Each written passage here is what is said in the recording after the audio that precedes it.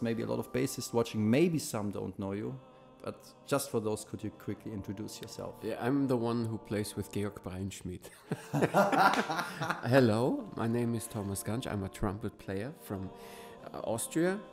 I live in Vienna and I'm 48 and I play music professionally since I'm 15, I guess. So, yeah, I was around the block. Everything fell into place with Notilbrass. We played only in pubs first and at weddings and stuff like that. And we would learn the better we entertain people, the more we would get to drink. And this is basically still our business model. So we learned how to entertain a crowd and to play a crowd and to please a crowd. Yeah. Cheers. This podcast is sponsored by Belgian beer. That would be a good sponsor, though. It would be. At least if you had a beer sponsor, you would have more brass players in your podcast.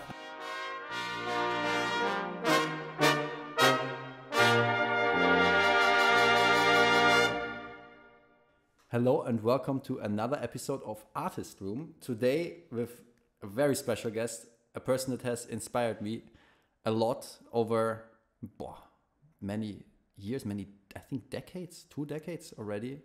I've been watching your videos or seeing you in the concert. Thomas Gansch. As you know, for me, normally when I look at the guests that I have, I do some research and I look up what did they do in the past, how did they grow up and so on. And often there I find certain topics to talk about, but with you I found so much, so many things that you did, so many things that you do.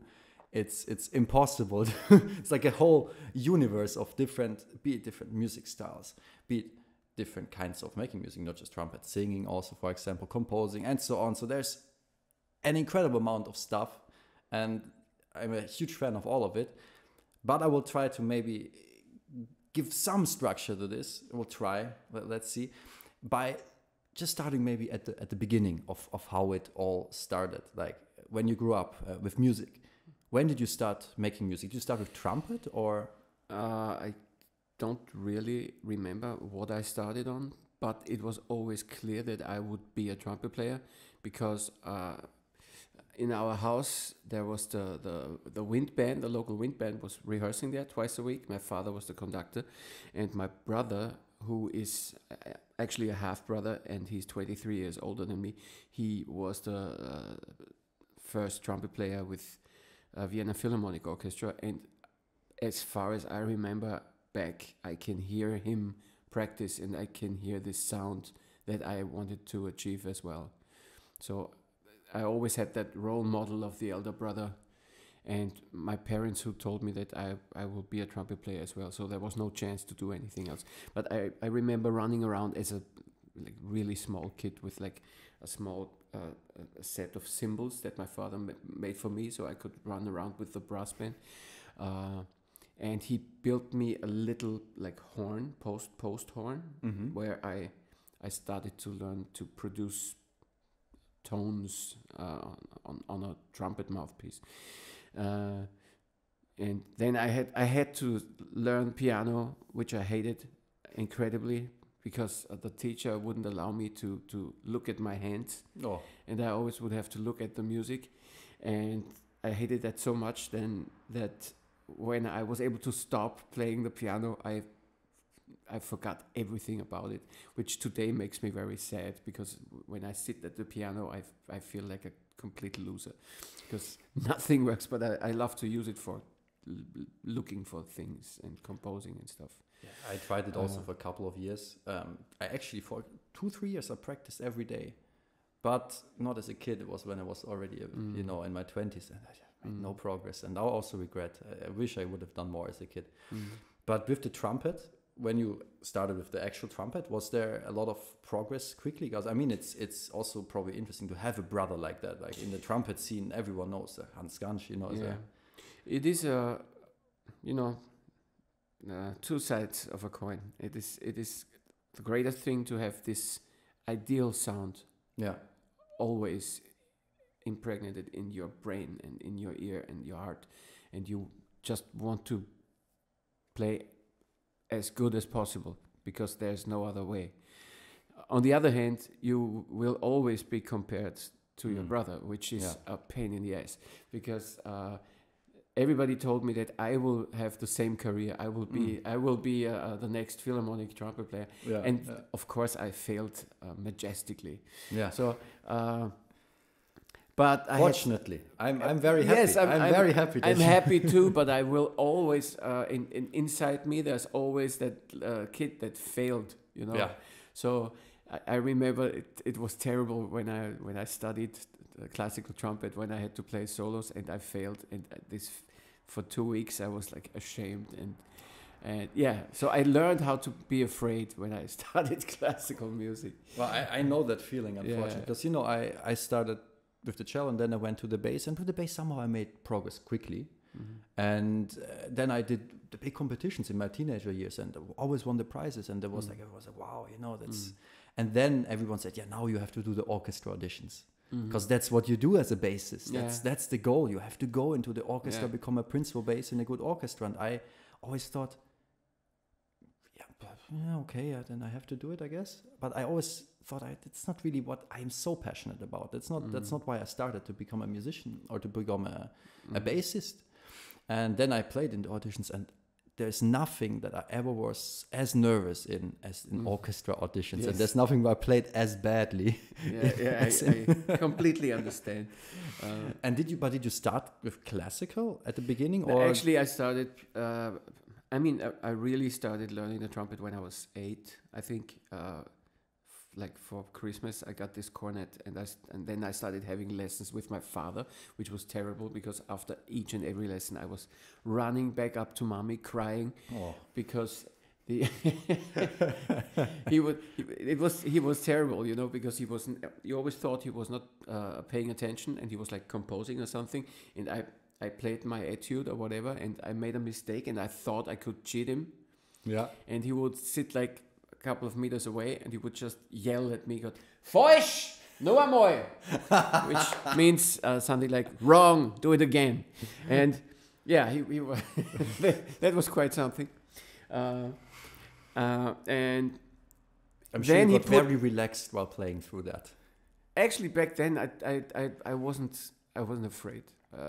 I think the first time I was afraid, I remember he put me in my hometown. He put me into some festive thing where I had to play a solo on the cornet. And then when I started to play, everybody pointed at me and I started shaking. And I never had that feeling before. And I really remember it. And but then he put me in the wind band. Mm-hmm. And this is actually where it all started to make sense, because I am I always like to belong to a herd, and I always like to make music as a group, and so it's not only about music; it's also a social thing and a camaraderie thing, and friendship thing, and this is where I really started to like making music and enjoy making music and making other people grin with some musical joke or something, So this was the real beginning. And then I had to go to Vienna and study the trumpet, classical trumpet, when I was 15. And this was just too early, I guess, to be successful. I don't know. But this is when I really started practicing a lot. So. And then things got better? Yes, of course. Now, first things got worse over 3 years, until a point where I couldn't play anymore because everything was wrong that I did. And then I changed to another teacher, and I completely changed my technique. And I learned a lot in those years, but they were like hard. Yeah. And for me, it all ended when I did my last audition. I did 3 auditions, I think, and I was like, at the first and the second one, I was like playing terribly. I was last on the list. I was really bad. And the last audition, I had completely changed my way of playing, and I was practicing like 8 hours a day, and I was really confident. And in this audition, I didn't win it, but I went into the second round, and I knew, okay, today I was really good. And Yeah. back then I was 21, and I said to myself, okay, now I know how this works Yeah. Yeah. and what I have to do to be able to get maybe an orchestra job. But now I'm 21, and back then it was like there was an age limit of 35. So till 35 you could make auditions. Yeah. And I thought, this is enough time for me to now try out something else which I'm interested in. And if it doesn't work, I can come back within the next 14 years and try it again.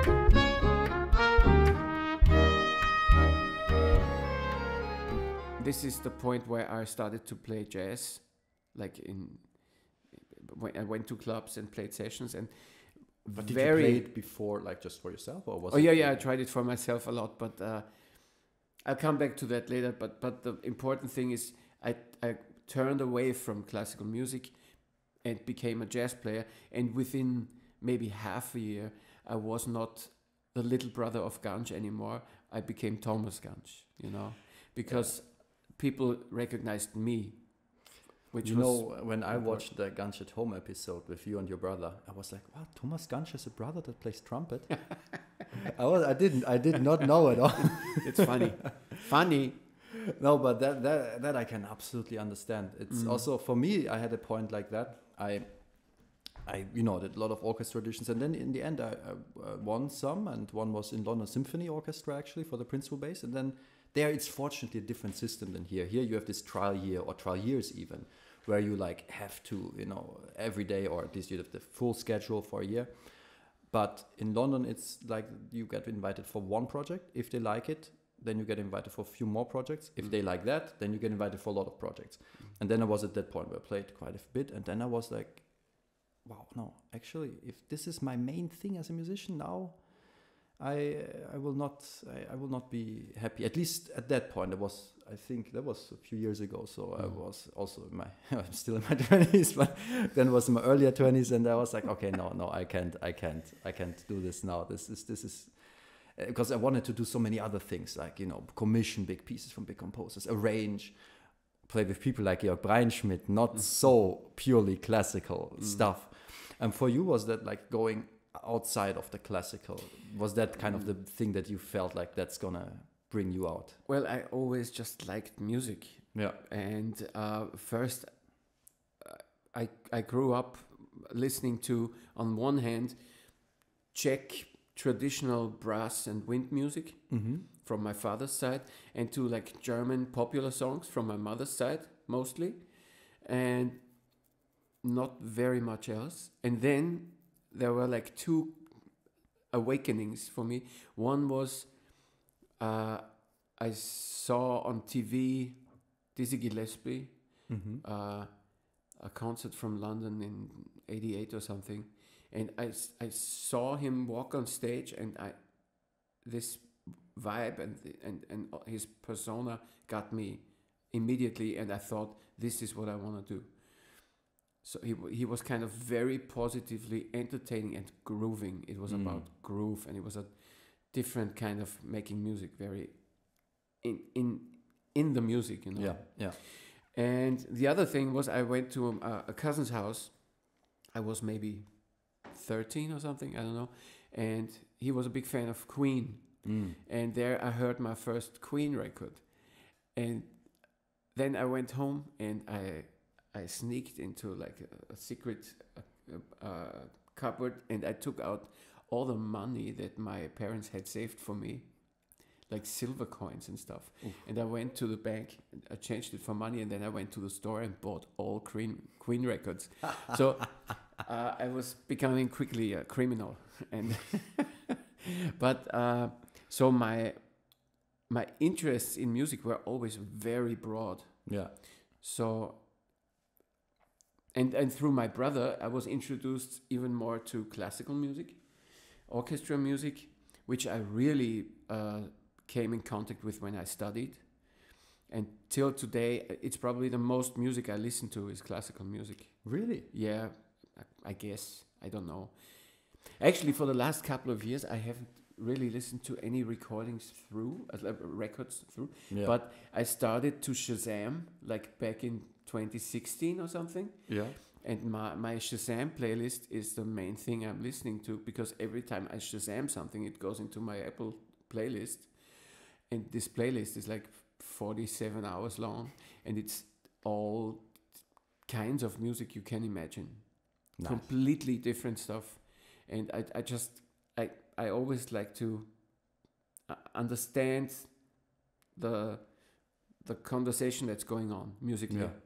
No matter what the genre is or the style. And I just get in, and it's like traveling, you know. I go to Japan, if I stay there for 2 weeks, I will know some of the language, you know. Yeah. And it's the same with music. You get used to the. I think it's for me in music. That's why I love playing now and then with not really classical musicians also, like Georg or like Benjamin Schmidt also, where I can kind of dive into the feeling of something like jazz. I cannot play jazz. I don't know the harmonies. I cannot create spontaneously awesome bass lines. I cannot improvise that well. I do it now and then for myself. We'll have to try. Yeah, I do it by now. Sometimes in my recitals, I play some more jazzy pieces also, and then I sometimes add some little things here and there. That's already, you know, for a classically educated person, a big step.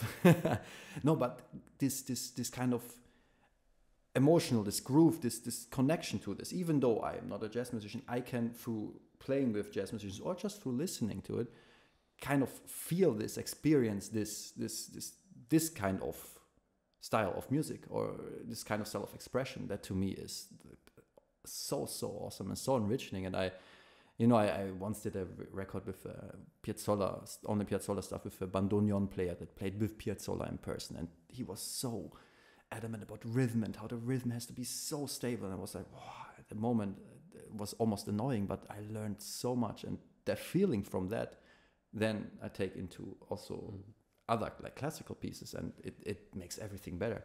But do you still now, we played Sans Septet actually. Do you, right. do you play sometimes, like often classical, or just No, sometimes? sometimes. I love to do it, but I'm always so nervous when I do it, because if I have to play with some like really great players like yourself and all the people involved, then it was like Esther was playing like violin. Esther Hoppe, I think she was playing, and Benny was playing, and all those incredible players. Yeah. I get nervous as well. I like it. What I like most is like if I just have to improvise, because then I'm free and completely loose. But I like any kind of music, because it's always about a conversation, having a conversation.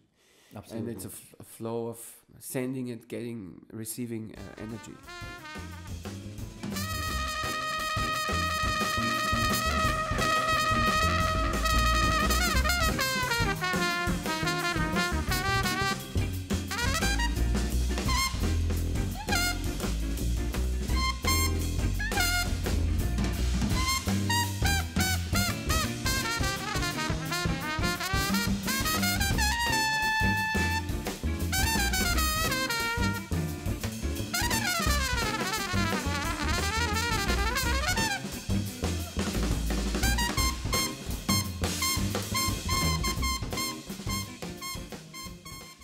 And so when you, with 21, said, okay, now I'm not going to continue on this path for now, what was you started playing in jazz clubs, and then you went also Vienna Actually, Arts Orchestra, right? I started with Georg, because Georg, back then, he was bass player with the Vienna Philharmonic Orchestra, and he quit his job to become a jazz player, which is incredible. But we used to always hang at his apartment and jam and record ourselves, and then we we went together to the first session. We went to Porgy and Bess, a jazz club, and we played Yeah. at the session. And we were both, because we were classically trained, like really nervous and shaking, because we had learned it that way. Yeah, yeah. But from that session, we were both booked to play in the Vienna Art Orchestra, where we stayed Nice. for like 8-9 years. I don't know. Wow. And yeah, everything opened up. So Really, Georg really was quick. one of the first ones for you to really play jazz with. Yes, he was like a partner in crime, so to say. Wow, that's so incredible. 'Cause I I mean, listened so much to the two of you, obviously, to live and on recordings, and now I play with him quite a Yeah. bit, which is like a dream come true. Yeah. Obviously, we will actually, I think I can say it. We will in 1.5 years from now, we will premiere a double concerto for 2 basses, for a jazz bass and a classical bass and orchestra. Great, great. And then in the Vienna Arts Orchestra. Besides that, did you already start all these constellations that you have now, or? Everything fell into place with Nordhil Brass, because Nordhil Brass is a bunch of music students who just had fun, Yeah. and we just learned our business model very early on. We played only in pubs first and at weddings and stuff like that, and we would learn the better we entertain people, the more we would get to drink, and this is basically still our business model. So we learned how to entertain a crowd, and to play a crowd, and to please a crowd. Yeah, yeah. And yeah, this is basically what we do, but we do it on a very high level, and we want to always present something that's exciting and that's high quality. And maybe for those who don't know Nordhil Brass, well, probably most do, but for those who don't, you don't just play, but you also have a whole stage act. You do so many different kinds of coordinations, and We put together a show. yeah, You know, we just put together a music show. It's like a music comedy act with more focus on the music and less on the comedy nowadays. But it's without words, so it works everywhere. And it's kind of a pantomime music theater. although in the Uraufführung you said Uraufführung, I said Uraufführung, that's true. so there's a That means a world premiere. and you said a word, but that one is maybe let's see, maybe I will talk to our agent, maybe we can put in some clips of the stuff you did into this, which will be, I'm sure, very interesting. We can find ways. I know people. I know people in Nordhil Brass. Maybe I can help.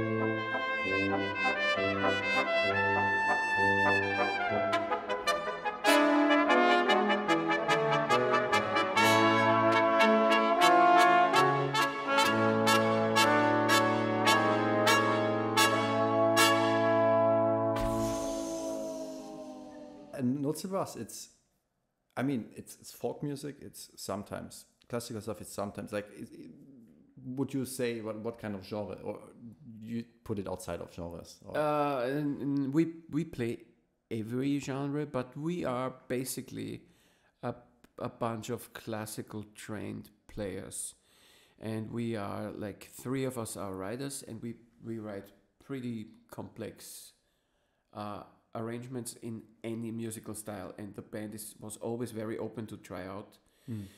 But everybody brings something to the table. So one is like interested in contemporary music, the other is interested in jazz, another one is interested in like Baroque music or Renaissance music, and everybody brings something.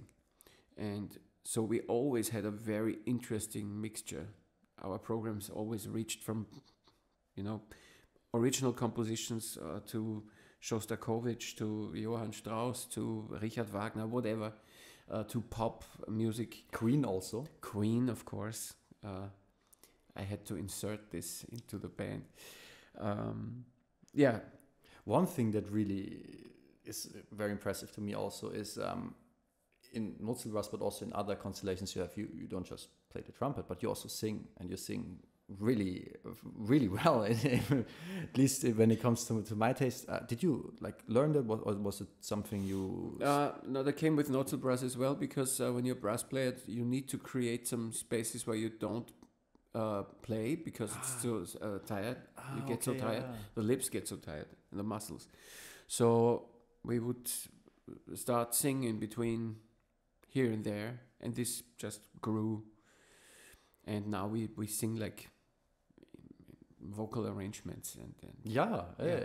So you learned it through that. You didn't like, I don't know, have like most of what I do was learning by doing.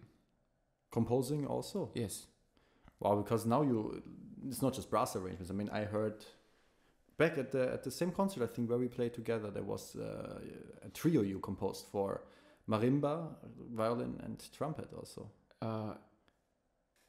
And clarinet? Whatever. No, it's a quartet for sure. I wrote it. Yeah, you I wrote it. You should. I think, but I played it like twice, and the last time is like some time ago. I think it's for We'll clarinet. research it and we'll. No, write it never has been recorded, I think so. But yes, I write all kinds of different music as I play many different kinds of music. I'm just see what comes and try out. But I'm not always very happy with with what I write. And then I think it's come on, it's not that good, and then I put it away. Yeah. And then I may listen to it like 15 years later and think, man, that's not bad. So it's always the ups and downs of artists' insecurities. You know what for me is also so fascinating to hear. You said, you were nervous when you played the auditions, or also when you started the first gigs with Georg. To me, one of the things that I enjoy the most when I mean, that's the reason why I watched, recordings of you, but also why I come to concerts. I don't have otherwise a connection to trumpet, or especially to jazz or folk music or any of that.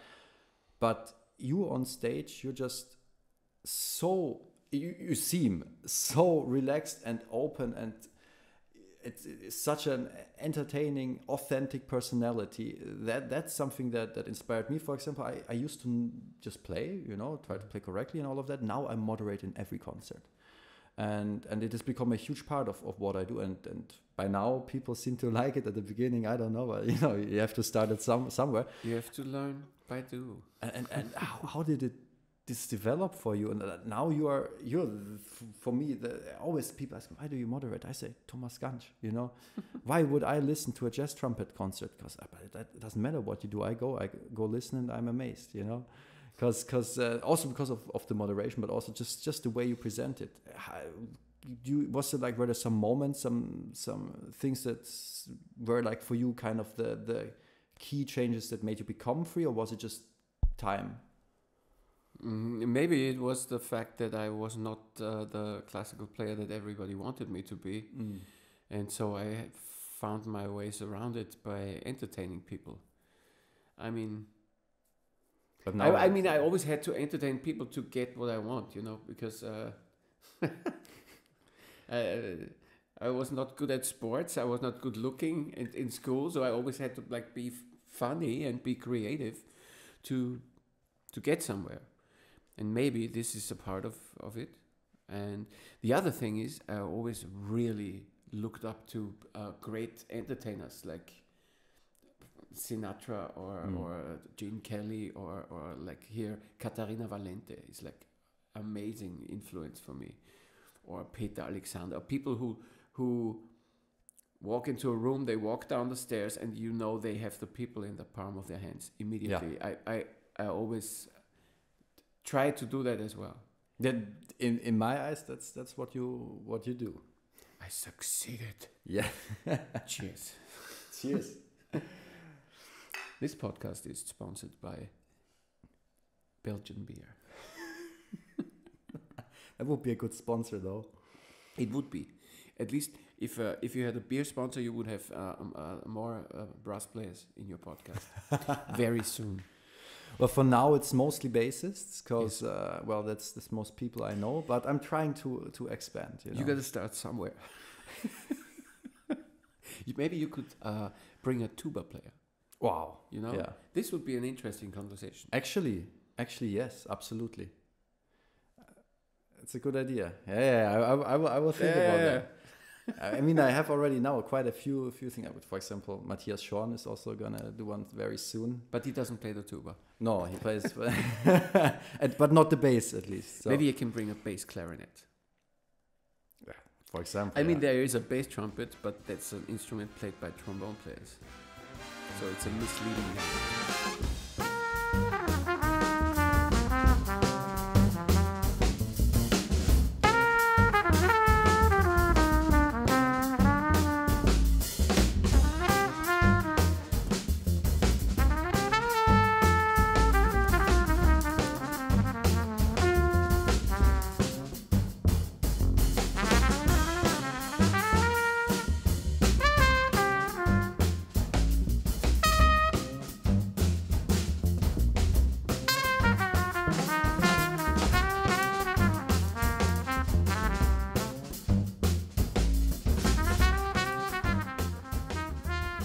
But talking about like different trumpets, you also made, well, I don't know, you made, but in cooperation, I guess, with a trumpet maker, you made your own kind of trumpet. Yes, I designed together with Schagal.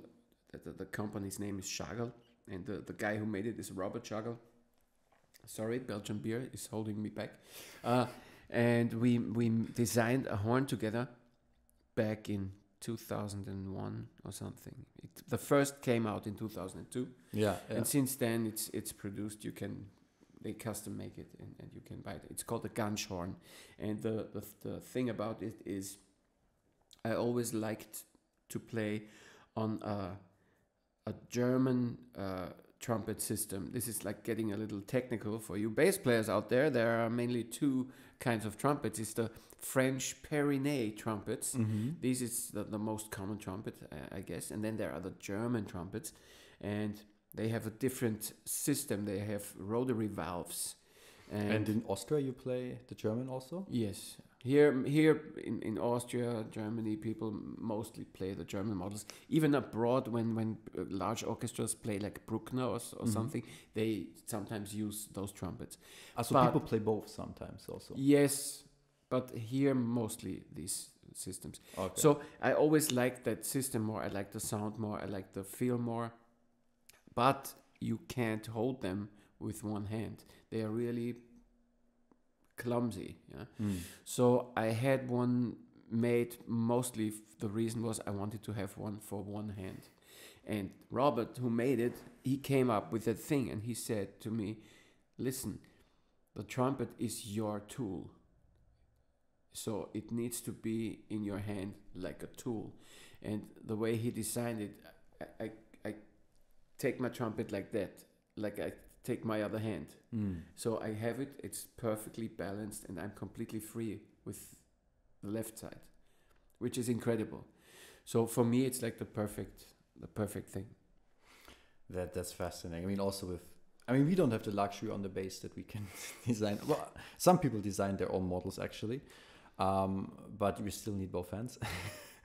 But it's a cool thing, I think, about the bass. We have so many different shapes of instruments and sizes of instruments, and we can also be so free in trying out, all sorts of ways of playing, which makes the bass so fascinating. Also that it's not just purely classical, that you can do, that it's such a big part of other things. So I also am a fan of flexibility there. Flexibility though, you have now many different constellations that like go from Schlager to more folk music, to more jazzy, to Notzelbrass, and you probably, how much do you play by now? How many concerts a year? It must be quite. The last 2 years were really heavy because it was still like the post-COVID thing that you had to play all those concerts that were postponed. So I had to play like 180 every year, which was terrible because I also have 4 kids, and this was really, it was close to end my marriage, but we made it through. Wow. And now it's a little easier. I'm this year is about 150.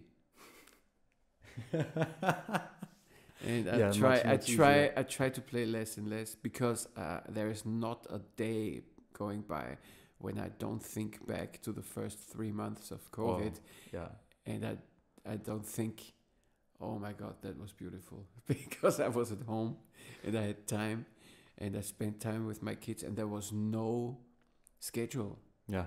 And everything I did, I came up for myself and I created for myself, and I loved that creative space. And now I see it as like this was a great present I got. Yeah, yeah. For I think many people see it was it a like gift. that. But why do we play so much then?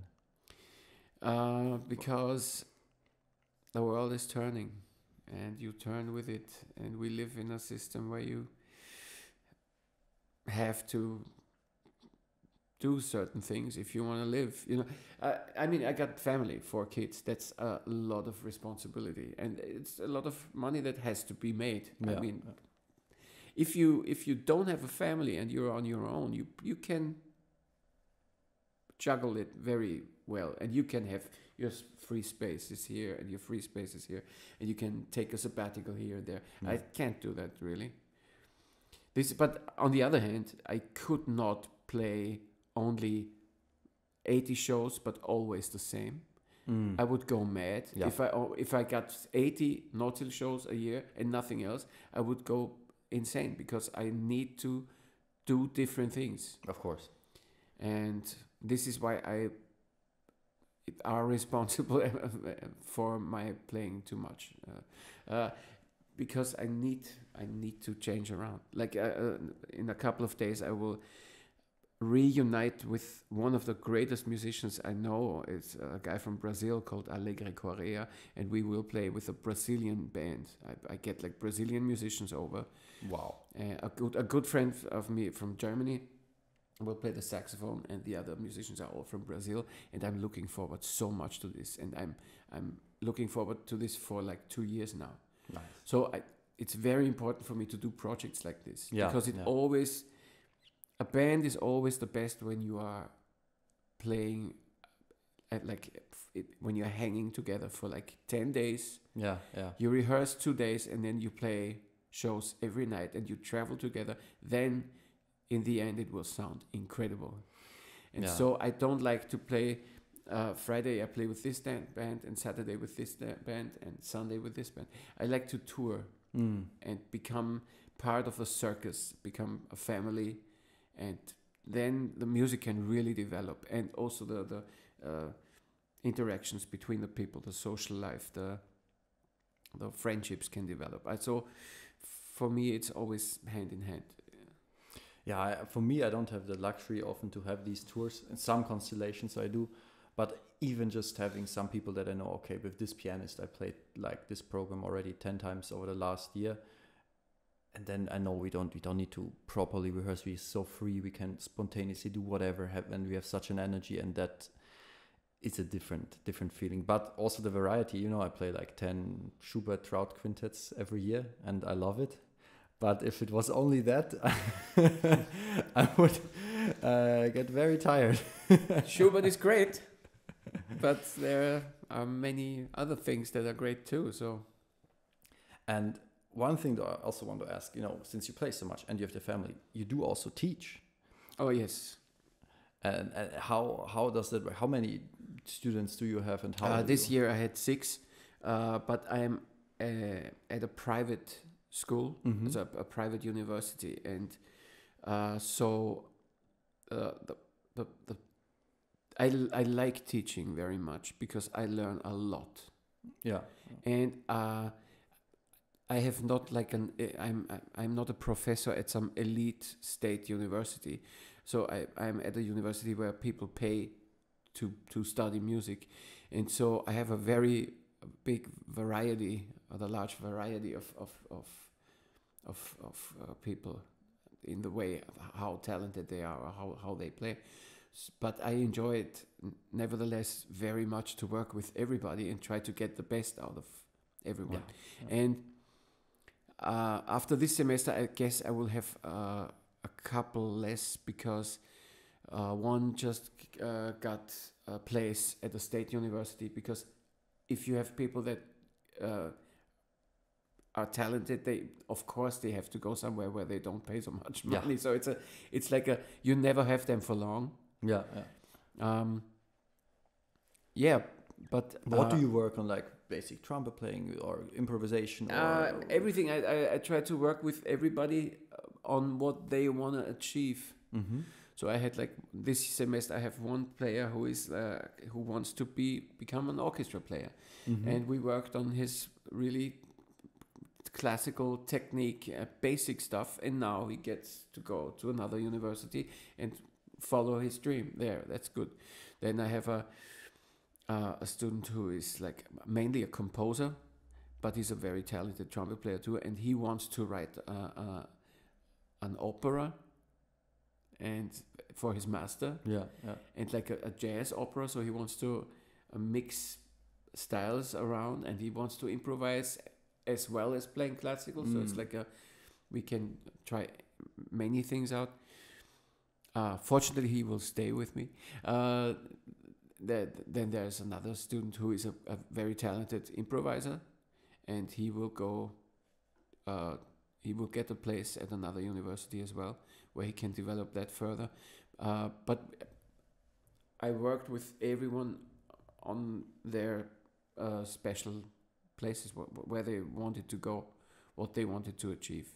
Oh, that's fantastic. For example, I have one guy. He's an elder man who just had a family tragedy happening. So he's trying to do something new with his life and wants to go into trumpet playing. And we work too every week. And it's a completely different thing from the other students, but it's the same amount of fun too, because it's always great when you see that you can help someone. It's a great feeling when you can achieve step by step, little steps, but you go somewhere. And sometimes I can say just something, and I can see that opened the box, and then something becomes that clear. Moment is fantastic. So that's a great moment. Yeah, I love that too. For me, maybe even more than the performing. I mean, I think you need both. I think the performing gives inspiration for good teaching, and good teaching gives inspiration for good performing. I think I had this recently. I did a master class where we had like 1 week, 15 students, and so I was teaching 8 hours every day. But they were really good. They were really good players. Like, some of them played better than me, to be honest. And then it's even more inspiring than to think, okay, how would I maybe want this if I were able to play like that? And then the day directly after the last day of the course, I had a recital. And I was like, okay, I barely practice because no time. This is either going to be the best recital of my life, or it's going to be absolute, nonsense. But it was the best ever. It was fantastic. Cool. So that's I think, both helps each other.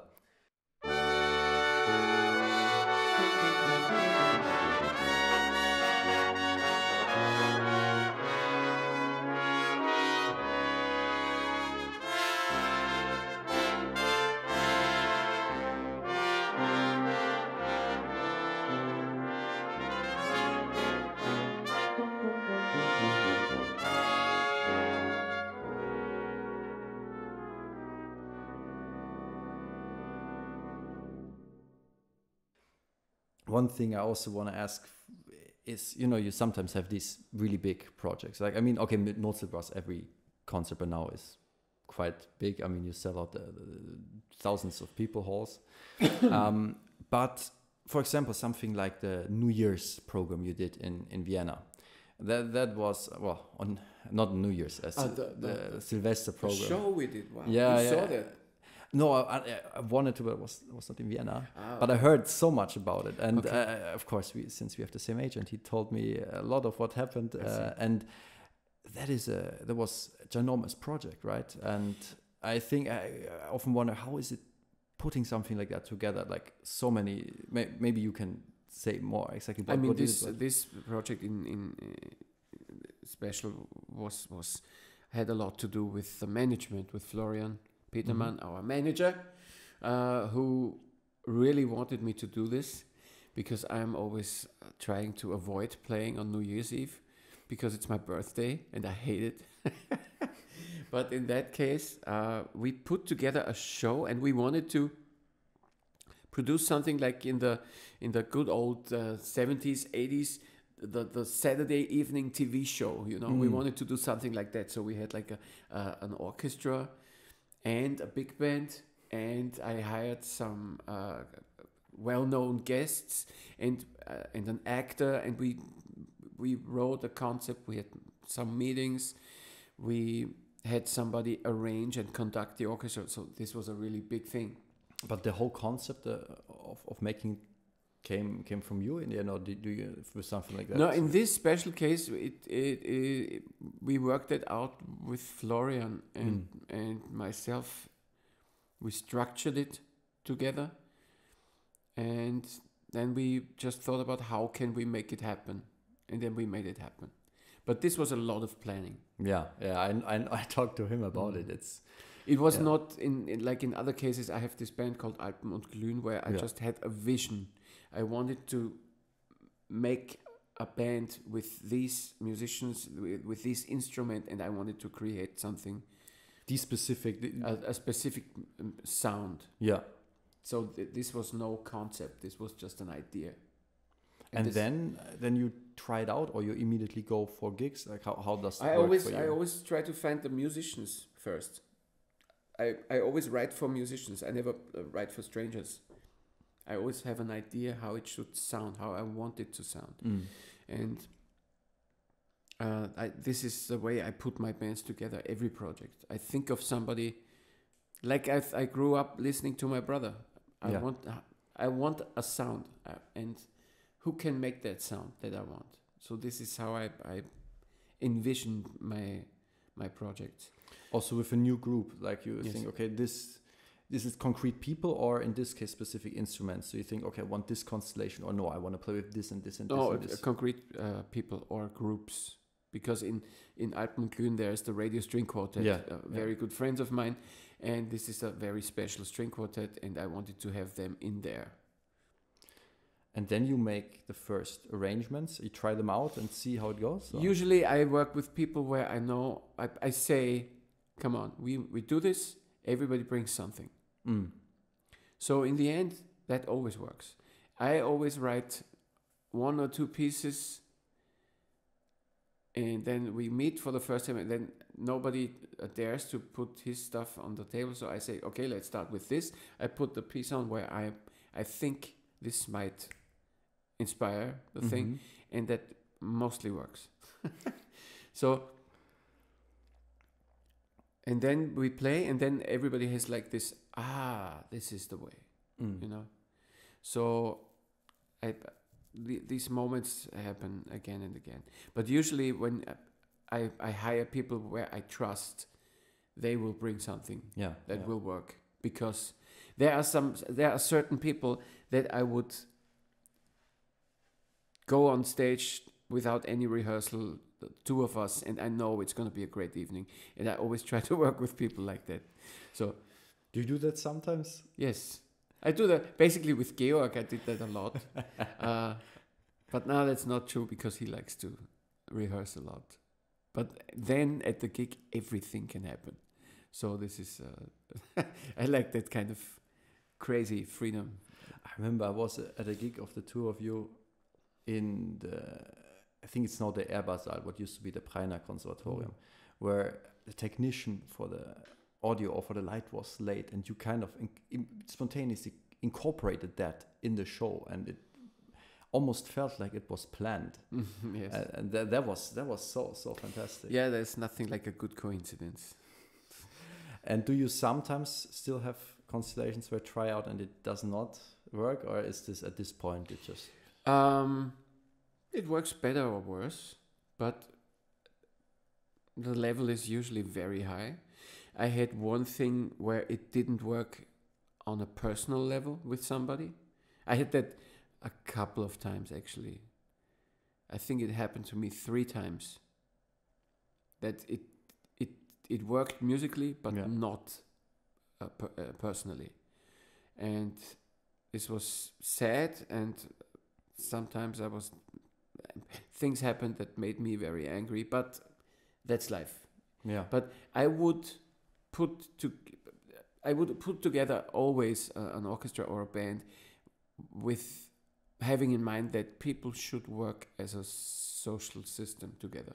Yeah. They should be nice people. They should be nice to each other. Treat each other nice. Everybody should earn the same amount of money. That would be, it should be like a society. Yeah. And in case somebody is a fantastic player but behaves like an asshole, then I would rather change him for another player who is maybe not that brilliant technically, but who is a good person. Yeah, so I absolutely this understand is that. much more important. But And music is not about being brilliant technically anyway. So yeah, that's something I also wanted to ask you. But now, for me also, I don't know too much about trumpet, but a little bit. I listen to a lot of players, especially now in preparation for this. And for me, I wonder, especially having talked about being nervous when you were younger, but nowadays, is it rather, do you still fluctuate between being very nervous and being really confident and like delivering, or when you're confident, does it work better necessarily technically, or what's kind of the era you live in now? It can first, as a musician, I have to accept the fact that it always can happen. Yeah, that I become nervous. It still happens. It still happens. Wow. It can happen. It happened already this year twice, 3 times. I don't know. But especially when circumstances are bad. I had, for example, I'm playing now a new trumpet that after 9 years, I changed instrument because my old instrument was getting worn out. So I got a new trumpet and I tried it out once, and then I went on a tour to America. And this trumpet it's a great instrument, but it needs a lot of power.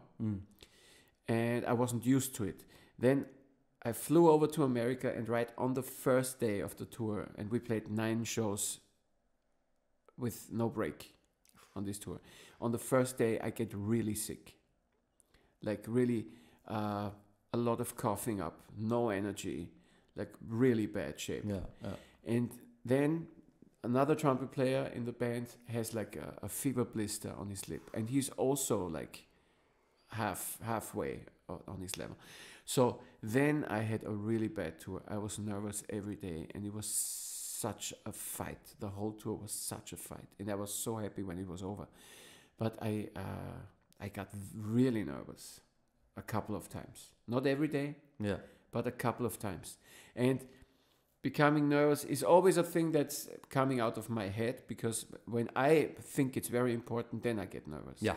It's always, it's like a system where I sabotage myself. I don't know why. However, I came back from the tour, left it behind, and the next time we played, it felt great. And since then, it felt great. So since then, everything was good. That's like 3 months ago. Yeah. Now I've played probably 40 shows that were cool. I don't know. So it can happen. For example, very interesting story. I always try to get hold of this. And I mean, I always try to be in control of my nervousness. Yeah. With many, many things. I've tried everything. Tell me, please. That's a very interesting, because that's my biggest goal also. Like, no, you can stage, drink, you can take pills, of course, you can do that, but this is not a great way to sustain your career, because it went down in a downward spiral. Always. You need more and more. I discovered when I live totally responsible, no drinking, lots of sports, lots of preparation all the time. Then you're almost never nervous. Not at all, for me. But then we went on a tour, also in the States, by the way. It's many years ago. And I didn't drink alcohol for like a year. Yeah. And I was completely confident. Nothing can happen. I'm always in control. And then we had this one day off, and we went to a party. And this man comes into the door, and I know him from somewhere. Don't think about it. We start talking. And while we're talking, I recognize him. This was Phil Smith. He was like a very famous lead trumpet player of the New York Philharmonic. And then it grew on me. Phil Smith. Oh my God, this is Phil Smith. Oh my God, Phil Smith. He will see the show tomorrow. And then it started. And I wanted to be at 180%. Yeah. And then, of course, it got me. It got to me. During the performance, at some point, I started be really nervous, started shaking. I hated myself, but that's how it is, you know. So always when you think, what will somebody else think? For me, if I think that's why the auditions were so horrible, probably. Yeah. Because if I think, what will somebody else think about me, then no. Yeah. Yes. So in that moment, I had to accept that I cannot control it fully. Yeah. It is part of the game, and I have to deal with it somehow.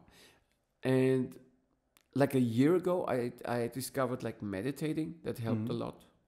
I did that a lot. Like right before the show, or? Yes. Like every day a meditation session of like 15 to 20 minutes where you scan yourself. That would help me very much. But also like in direction for playing. I played like a solo concert in Concerthaus in the Mozartsaal with a little orchestra, and there was a piece that was written for me, and leading up to that performance, I was really meditating every day and training in the meditation to exactly for this situation, and it really paid off. I went in and I was like completely in the music. Was it classical? It was more classical, yes. Do you have like certain music styles where you get more nervous and classical, of course? Yeah.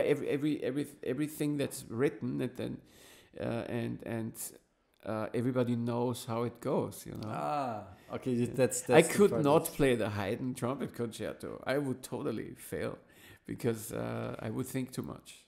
I think. Okay, yeah. But let me improvise over the concerto. It will be great.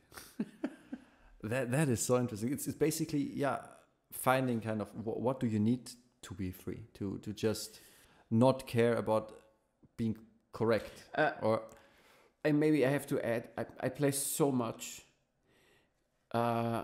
Every summer I have like 6 weeks off, and I take like that's the only time where I grant my family 2 weeks without the trumpet. So I do not practice for 2 weeks, which means I don't practice for 1 week, and then I will start getting up in the morning and start practicing before anybody gets up, because practicing the restarting is so annoying.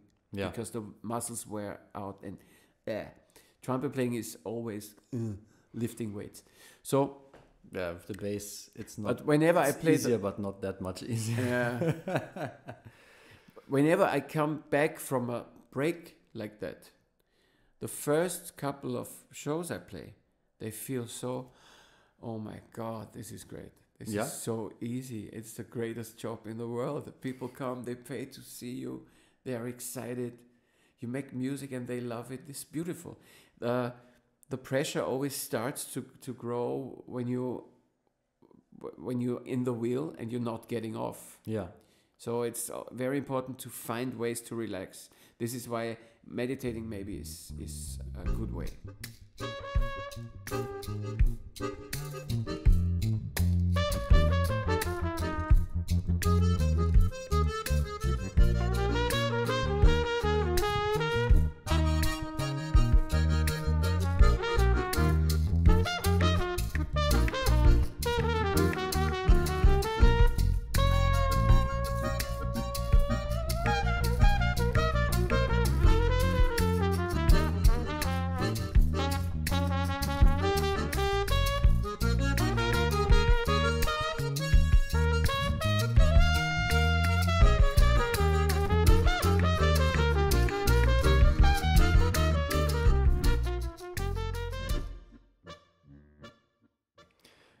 it's actually, and for many others, I've talked this the other way around often, that when they don't play for 2-3 weeks or something, because they either take a vacation or it just happens to be a free window, then the first two shows feel worse because they need to get back into it. Like for me, more often it's like that, although I don't know, I'm trying out so many different things. Sometimes it's more about the do I in the moment have some kind of inspiration, like something that gets me away from will this be correct, to let's make something really awesome. And your shows inspired me often, or I remember last year I went to a Jacob Collier concert, and I was so blown away. This was the best thing ever for me at that moment. And then like I think 1 or 2 weeks after, I had a recital, and this was I had a summer break planned. I was like no concerts for 2-3 weeks, something like that. And normally a recital with very tricky program, just bass piano, because I mean it's different with the bass. Sometimes you play in a group and you just have your low notes, and if you don't play perfectly here and there, nobody hears it that much. It's not as open as with the trumpet. You're always quite in the open. But when I play recital, I'm also out in the open, and I was prepared that might be a stressful thing for me.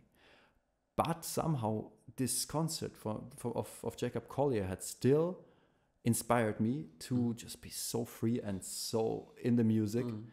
So I have the feeling maybe in the end it's all in the head, right? I have to feel comfortable and part of a group, and then it's easy. I just had a solo in the Netherlands. I played with a brass band, and I played some things that I know, and they're no big deal for me because it's more improv. But they wanted me to play one piece, and I hated it so much in preparation because damn, why? It's like it looks very classical, modern, like contemporary, hard. Hard to play, a lot to practice, and I don't want to do it. I'm gonna be so nervous. And then I went there, and they were so relaxed. The conductor was so relaxed, and he wanted to improvise in the concert. He wanted to do something together without preparing it, and it made me feel so loose. It was so nice.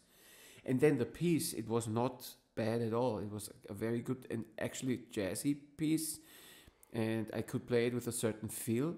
And it turned out to be a great concert where everything fell into place because the people were in the right mood, and then we really let loose. So at one point I turned everything around, but everybody was in.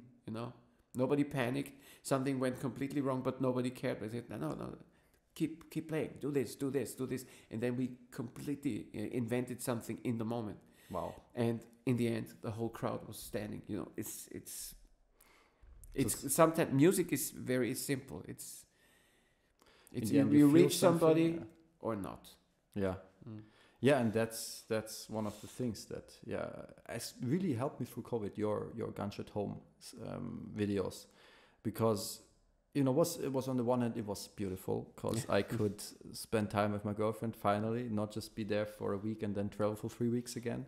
Also to not have this pressure of constantly having to deliver, and just relaxing and having 3 days. That's now again, I wish I had a free day coming up. Although sometimes I get to do stuff like this, which I really, really, really enjoy. I get to talk to my heroes. But this Gansch at Home series, to me, that was something that really helped me so much, because on the one hand, lockdown was great, but I lost so many great gigs, stuff that I would have loved to do, and was just practicing by myself, because what else? And although my girlfriend's a pianist, so we also played a bit together. That was also fantastic. But this performing for people, this dialogue, this communication was obviously pretty much gone. But how did you get the idea for this Gansch at Home series? Well, I came like a train with like 200 miles an hour to a stop to this COVID thing. And I just wouldn't accept it first because I'm a freelance musician most of my life. So if I don't play, there's no dough, It's just as simple as that. I played in all states of sickness in my life, There was not surprised. We never canceled a show before COVID, never. And people were half dead on stage, but we played. So this was not acceptable for me that this would stop. Yeah. First, of course, there was the fear of, oh my God, do I have to get out of my apartment like in 5 months now?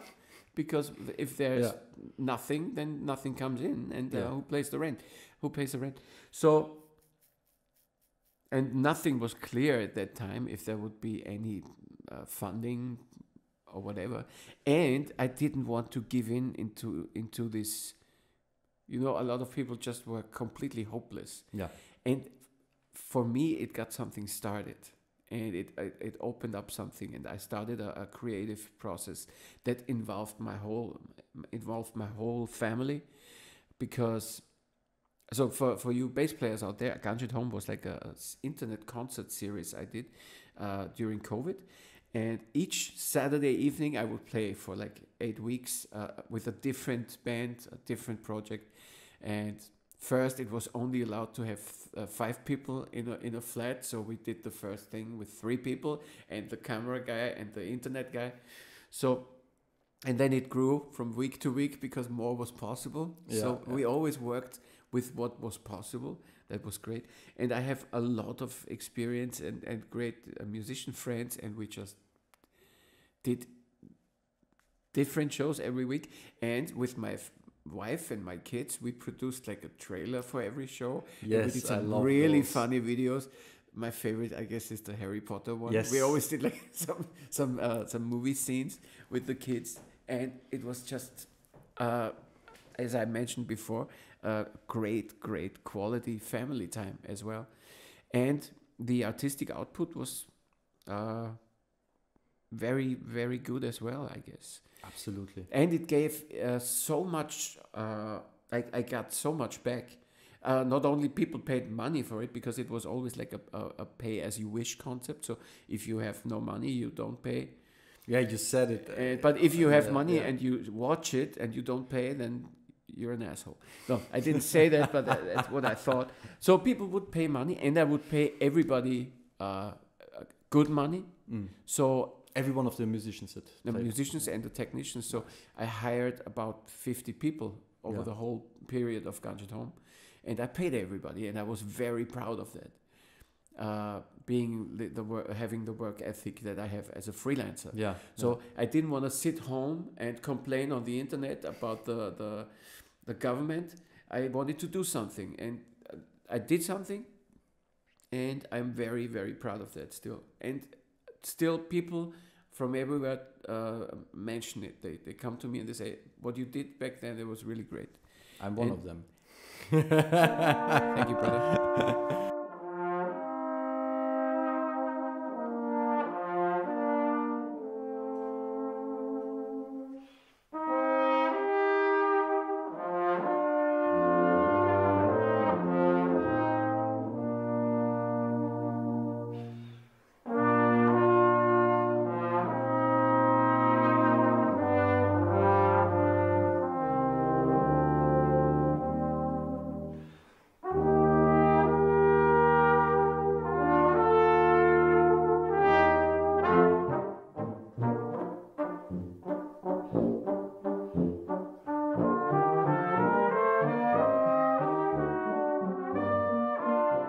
No, seriously, that was for me a highlight of every week back then. I mean, I had some streaming concerts as well. Some other like Konzerthaus did that. Everybody also, had streaming concerts back then. Yeah, but it was the crazy thing is different constellation every week. It was so impressive to see, and to see all of those constellations, and to also sometimes watch them again and again. That's what I like. If I really like a certain recording, that's why I love also making recordings. I can listen again and again and again, like the Schlagertherapie, for example. That one was one of my absolute favorites. What I liked very much about it was the live thing. It was most of the episodes were live streams, so there was nothing that you could change. So if you mess up something, it's messed up, and that's something I really like, because that's life, that's human, and that's jazz, and that's what sometimes lacking, what classical music sometimes is lacking, is the human factor, that you just can mess something up and life goes on. So I like that very much, but we also had to pre-record a couple of them because of it was not possible to do it live or something. But we only once changed something, like we edited something or we played something a second time. Yeah. In one episode, I will not mention who, but somebody said, no, we cannot leave it, we have to do it again. And we did I it have again. a guess. Afterwards, I will ask you. It was no jazz musician. Okay. No. It was a jazz musician, but not only a jazz musician. However. Okay. Okay. Okay. No, but when I watched the episode, I thought, it's not right. It doesn't feel right. I would have preferred to see the thing failing. Yeah. You know, and also another one where we pre-recorded it, but I really messed up big time something, and I always have the feeling that no, put it out there as it is. It's honest. It's gotta be authentic. Yeah. And that's for me very important. Authenticity is very important. I want to trust, and I want to be trusted. Yes, I think, but that's I want to be real. Yeah. But that's the main thing to build. I mean, if you do something, for me as a bassist, is the main thing I have to do, because nobody goes to a bass concert because they just love listening to bass, right? I mean, to a bass recital. I mean, some people, but very few. Most people go there because they have known me for something, and they trust me that I will produce something that is worth their time, and I will try my best to make it worth their time.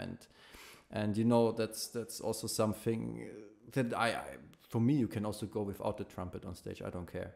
I will go there, and I'm sure it's gonna be great. I mean, I'm 48 now, so it's gonna probably take me another 25 to 30 years if I'm lucky. Yeah. Where if my teeth are still there, I can go with a trumpet, but there will be a point I will go without a trumpet. But you will keep going. Sure. If I can walk, we'll see. Then you keep rolling. That's how I roll, baby. Awesome. Well, at this point, thank you so much for taking the time, especially being as busy as you are, to do this. For you, it's just a pleasure. Thank you. You're welcome.